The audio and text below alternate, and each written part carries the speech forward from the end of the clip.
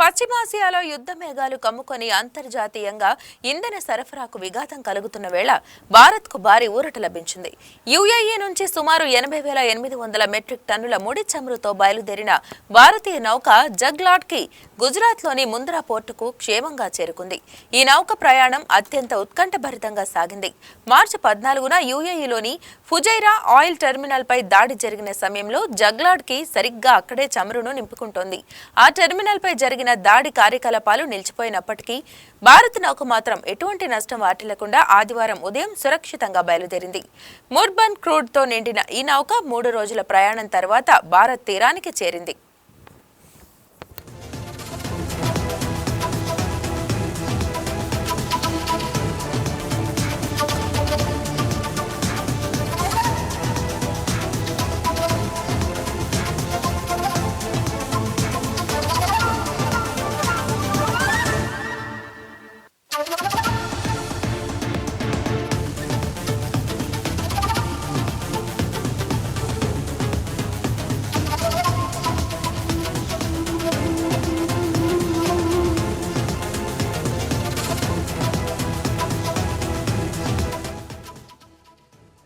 ఉద్రిక్తతల మధ్య భారత్ కు చేరిన 3వ ప్రధాన నౌక ఇది. దీనికంటే ముందు శివాలిక్, నందాదేవి అనే 2 ఎల్పీజీ నౌకలు కూడా విజయవంతంగా భారత్ చేరుకున్నాయి. నందాదేవి 46,500 మెట్రిక్ టన్నుల గ్యాస్ తో మంగళవారం వాడినార్ పోర్టుకు చేరింది. ఇక్కడ నుంచి ఈ గ్యాస్ ను తమిళనాడులోని ఎన్నోర్, పశ్చిమ బెంగాల్లోని హల్దియా పోర్టులకు తరలించనున్నారు. శివాలిక్ సోమవారమే ముంద్రా పోర్టుకు చేరుకుంది. ఇక ఈ అంశానికి సంబంధించి మరింత సమాచారం ఏపీ బ్యూరో చీఫ్ షేక్ సలాం అందిస్తారు. సలాం, చెప్పండి. మరి ఆల్రెడీ 2 నౌకలు వచ్చాయి, ఇప్పుడు 3వ నౌక, దీని గురించిన అప్డేట్స్ తెలియజేయండి. గుడ్ ఆఫ్టర్నూన్ మహిళ.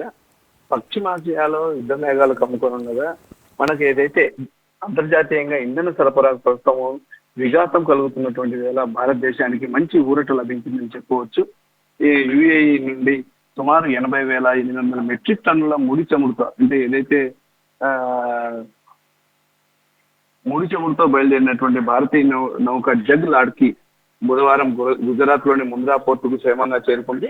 అయితే ఇక్కడ ఈ పోర్టుకు, గుజరాత్ లోని ముంద్రా పోర్టుకు ఈ నౌక జగ్లాడ్కి చేరడంలో ఒక ప్రత్యేకమైనటువంటి ఒక విశేషం ఉంది. అది ఏమిటంటే ఎక్కడైతే ఈ నౌక ప్రయాణము చాలా ఉత్కంఠభరితంగా సాగింది. ఎందుకంటే మార్చి 14వ తేదీన ఏదైతే యుఏఈలోని ఫుజైరా ఆయిల్ టెర్మినల్ పై దాడి జరిగిన సమయంలో ఈ జగ్లాడ్కి సరిగ్గా అక్కడ ఉన్నటువంటి ముడి చమురును నింపుకుంటున్నటువంటి పరిస్థితి.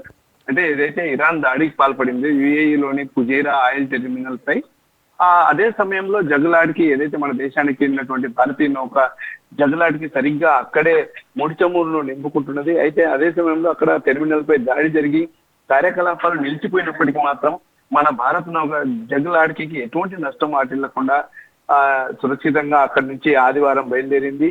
అయితే మొత్తం క్రూడ్ ఆయిల్ తో ఈ నౌక 3 రోజుల ప్రయాణం తర్వాత సురక్షితంగా భారత్కు రావడం ఇది ఒక శుభ పరిణామంగా మనం చెప్పుకోవచ్చు. అయితే ఏదైతే ఇరాన్, ఇజ్రాయెల్ 2 దేశాల మధ్య ఏర్పడినటువంటి యుద్ధ ఉద్రిక్తతల నేపథ్యంలో భారతదేశము ముందస్తు జాగ్రత్తలు, అంటే ఏదైతే కేంద్ర ప్రభుత్వం తీసుకున్నటువంటి ముందస్తు జాగ్రత్తలు మంచి ఫలితాలను ఇస్తున్నాయని చెప్పవచ్చు. ఎందుకంటే ఈ వరుస విజయాలు, ఇప్పటికీ 3 నౌకలు వరుసగా మనకు భారతదేశానికి చేరాయి.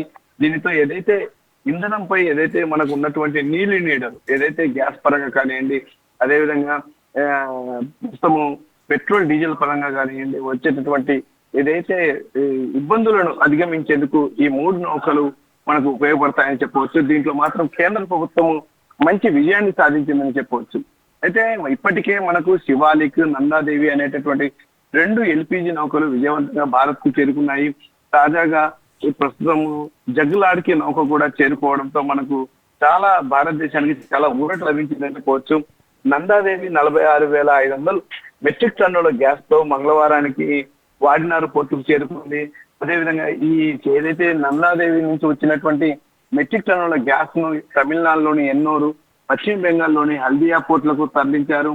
అదేవిధంగా శివాలిక్ సోమవారమే మనకు ముంద్రా పోర్టుకు చేరుకున్నటువంటి పరిస్థితి. అయితే మొత్తం మీద ప్రపంచ దృష్టి, అంటే ఏదైతే 3 భారత నౌకలు, ఏదైతే మనకు ఇరాన్ కూడా యుద్ధ వాతావరణం ఏర్పడిన తర్వాత అక్కడ హెచ్చరించడం జరిగింది. ఏదైతే ఈ నౌకలన్నీ మనకు హార్మూజ్ సముద్ర మార్గం నుండి రావాల్సినటువంటి పరిస్థితి. అయితే ఇంత ఉద్రిక్తత పరిస్థితి ఉన్నా కూడా భారతదేశం యొక్క ఏదైతే జోక్యంతో ఏదైతే భారత విదేశాంగ నిర్వహించినటువంటి దౌత్యంతో ఇరాన్ కూడా ఏదైతే భారతీయ జెండా ఉన్నటువంటి నౌకలను తాము అనుమతిస్తామని హార్మోజ్ జలసంధి గుండా వెళ్లేందుకు తమకు ఎటువంటి అభ్యంతరం లేదంటూ చెప్పేసి ఇరాన్ కూడా ప్రకటించడం, ఈ నేపథ్యంలో 3 నౌకలు విజయవంతంగా మనకు చేరుకోవడం ఇది ఒక శుభ పరిణామంగా చెప్పుకోవచ్చు. అందుకోసం ప్రపంచం మొత్తం కూడా భారత్ వైపు చూస్తుంది. అంటే మొత్తం మిగిలిన దేశాలలో కాస్త ఈ యుద్ధ ప్రభావంతో ఇంధన ధరలు పెరగడం, అదేవిధంగా సిలిండర్లకు సంబంధించినటువంటి ఏదైతే గ్యాస్ సిలిండర్లకు సంబంధించినటువంటి ఉన్నటువంటి ఇబ్బందులను అక్కడంతా మిగిలిన దేశాలు ఆ ఇబ్బందులు ఎదుర్కొంటున్నాయి. కానీ మన దేశం మాత్రం మన కేంద్ర ప్రభుత్వం తీసుకున్నటువంటి ముందస్తు జాగ్రత్త చర్యలతో 3 భారత్ నౌకలు గమ్యస్థానానికి చేరుకున్నటువంటి పరిస్థితి. అదేవిధంగా ఇప్పుడు ఈ రోజు చేరుకున్నటువంటి జగ్లాడికి 80,000 మెట్రిక్ టన్నుల క్రూడ్ ఆయిల్ తో గుజరాత్ పోర్టుకు రావడం జరిగింది.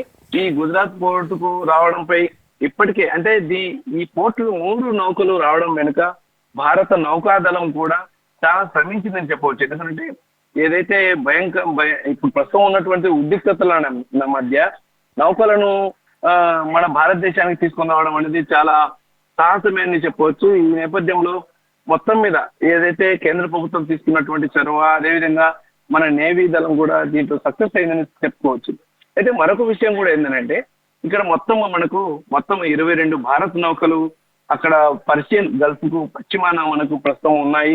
వాటిలో 616 మంది నావికులు అంటే మన దేశానికి చెందినటువంటి నేవీ అధికారులు ఉన్నారు.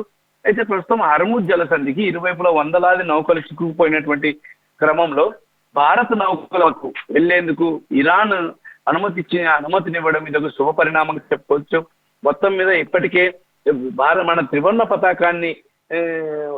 పతాకంతో ఉన్నటువంటి నౌకలు 3 నౌకలు ఏదైతే శివాలిక్ కానివ్వండి, అదేవిధంగా నందాదేవి, అదేవిధంగా ప్రస్తుతం జగ్లాడికి ఈ 3 నౌకలు ప్రస్తుతం మన భారతదేశానికి చేరుకోవడం ఇది ఒక శుభ పరిణామం. మొత్తం మీద ఇప్పుడు ప్రస్తుతం భారతదేశంలో ఏదైతే ఇంధన నిల్వలపై ఉన్నటువంటి అపోహలకు ఈ 3 నౌకలు రావడంతో కేంద్రం వాటికి సమాధానం చెప్పిందని చెప్పవచ్చు. ఏదైతే ఇరాన్ లో ఉన్నటువంటి హార్మూజ్ జలసంధి నుండి ఈ 3 నౌకలు రావడంలో భారతదేశం చేసినటువంటి దౌత్యం మంచి సత్ఫలితాలను ఇచ్చిందని మనం చెప్పవచ్చు. మైదా రైట్ సలాం, థ్యాంక్ యూ.